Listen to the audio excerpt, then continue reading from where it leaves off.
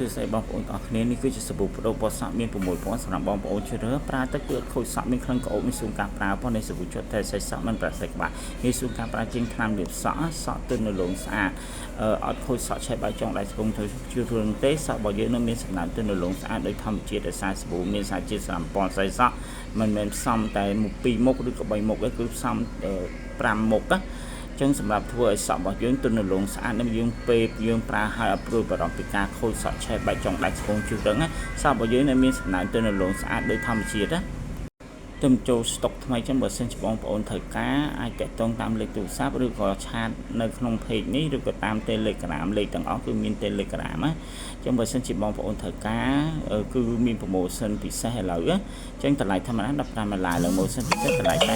$12 free ដឹកបងប្អូនអាចជ្រើសរើសមាន6ពណ៌សម្រាប់បងជ្រើសរើសចឹងអីបងអានគឺចំណុះ500 ml អញ្ចឹងយើងប្រើទៅគឺអត់ខូចសក់ឆេះបាយចុងដៃស្ពងជឿរឿងហើយសក់របស់យើងនឹងមានសំណើមទន់នៅលងស្អាតដោយធម្មជាតិណាចំណុះ500 ml យើងប្រើទៅគឺសក់ទន់នៅលងស្អាតដោយធម្មជាតិជាសាប៊ូកប់បដូរពណ៌សក់យើងប្រើអត់ខូចសក់